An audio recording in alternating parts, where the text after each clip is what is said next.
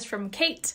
She says, my branding isn't working for me and that it doesn't represent who I am now versus who I was when I started it. I also haven't energetically put myself into my business, and now I'm ready. And I think the old brand feels stagnant as well as a reminder of sitting still. I want to come up with a new name and logo for my business and have no idea what I want it to be. I have debated working with a marketing and branding person, but I want it to be heart-focused and haven't found anyone who seems to have that. Any suggestions on how to navigate this would be super helpful. You bet, sister. So, first big thing is you're allowed to evolve. You're allowed to change, and it is a natural thing to evolve and transform and grow as a human being, but also as a human being inside of a business or as a business owner. So I think it's really normal, Kate, that you are experiencing an evolution. And so I personally experienced this as well in the previous iteration of my brand. And it just wasn't my message anymore. It didn't align with my message anymore. And so you're allowed to change, and it's normal. It's really expected that you would change. And if that old brand and the energy within it feels stagnant and it's that reminder of sitting still, this is a great indication that it is time to change and to evolve.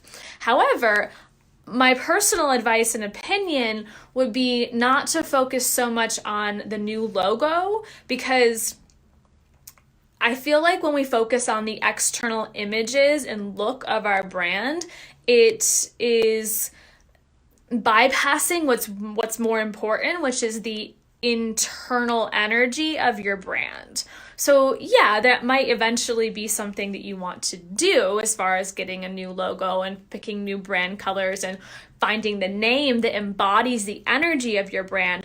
But I wouldn't actually start there. I would start by asking yourself empowering questions around the energy of where you're going. So this new evolution of you and who you serve, get clear on the energy of that. So that would be asking yourself questions in relation to your brand and your business, like, who do I serve?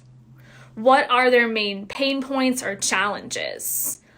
What makes what I do different? What is the results or outcome that I provide for my ideal clients? What are the core values that embody this brand? What is my mission? What is my vision? What do I believe in?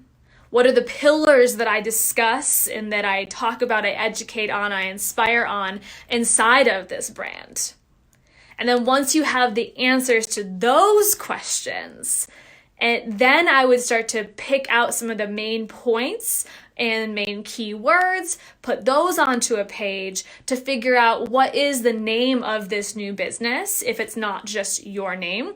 I highly recommend to the majority of my clients that just being your name and being Kate Reno in this case is a perfect business name, because it allows you the flexibility to continuously evolve versus continuously change your business name.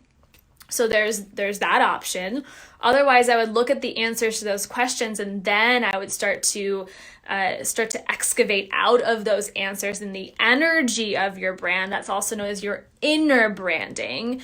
Then comes the external outer branding of figuring out what that logo is and what the name is and what the colors are going to be, and making images and redesigning a website or updating a website or buying a domain name, all those things. So I'd really invert or reverse the process in the way it looks like you're going about it and do it a little bit differently so that you're leading with energy, and then the external marketing materials come secondary to that energy that embodies the energy of the brand. Because when you're crystal clear on what your brand embodies, then rest of this is going to become easy.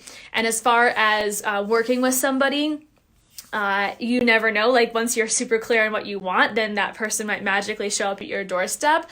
Otherwise, the next step, if you're looking for someone to do the branding materials that may not be your expertise, because we go into business and we kind of have to play all these roles at first, but eventually it feels really good to be able to outsource to people who this is their expertise, right? Versus trying to play all the roles all the time.